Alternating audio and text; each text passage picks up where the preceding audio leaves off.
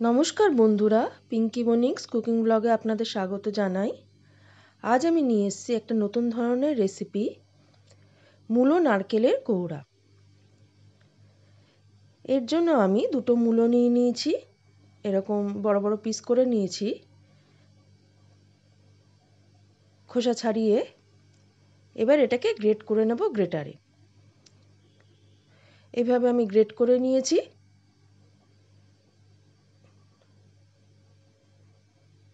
এবার আমি এর মধ্যে হাফ চামচ মতো নুন দিয়ে দেব। মূলোর যে একটু তিতকুটে ভাবটা ওটা বেরিয়ে যাবে, নুন দিয়ে মাখিয়ে রাখবো। যে জলটা বেরোবে তার সাথে ওই তিতকুটে ভাবটাও চলে যাবে। এইভাবে আমি 10 মিনিট মতো রেখে দেব। কড়াই নিয়ে নিয়েছি, কড়াইতে আমি 1 কাপ মতো শুকনো নারকেল কোড়া একটু লালচে করে ভেজে নেব। আপনারা এমনি নারকেলও নিতে পারেন।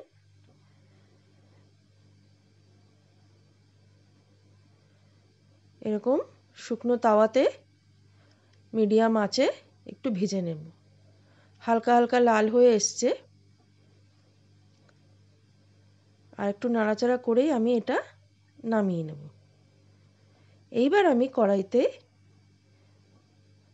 2 চামচের মতো সর্ষের তেল দিয়ে দিলাম। ফোড়নের জন্য নিয়েছি 1 চামচ কালো জিরে, সর্ষে আর একটা শুকনো লঙ্কা। ফোড়নটা একটু ভাজা ভাজা হলে আমি এইবার ওই মূলো যেটা নুন মাখিয়ে রেখে দিয়েছিলাম সেটার থেকে রসটাকে হাত দিয়ে প্রেস করে বের করে নিয়ে এইভাবে একদম শুকনো শুকনো তেলের মধ্যে ছেড়ে দেব। রসটাকে ভালো করে নিংড়ে নিতে হবে।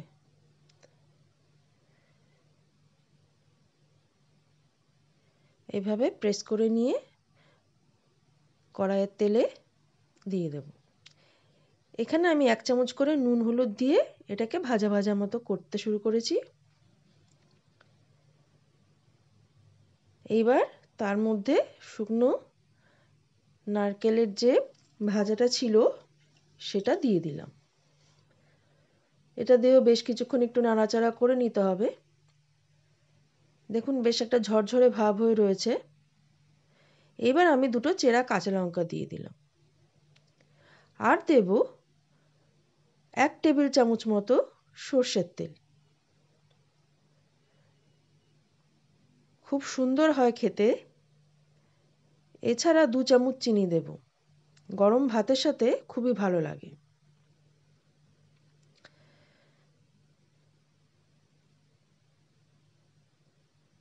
কাঁচা লঙ্কা, কাঁচা সর্ষের তেলের যে গন্ধটা, নারকেল, খুবই সুন্দর হয়। এবার আমি 5 মিনিটের জন্য ঢাকা দিয়ে রেখেছিলাম চিনিটা গলার জন্য। আমার চিনি গলে গেছে। দেখুন হালকা নরমও হয়ে গেছে। মূলো আর নারকেলের যে ভাজা ভাবটা ছিল সেটা হালকা নরম হয়ে এসছে। আর একটু ভালো করে নাড়াচাড়া করে নেব। তেলটা আর চিনিটা যাতে সমস্ত জায়গায় ভালো করে মিশে যায়। তৈরি হয়ে গেল আমার মূলো নারকেলের কৌড়া। গরম গরম ভাতের সাথে দুপুরবেলা খুবই খেতে ভালো লাগে।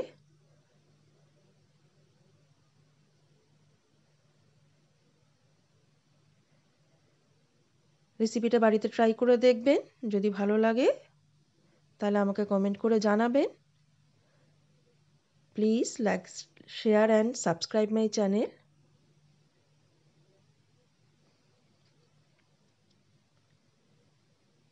Thank you.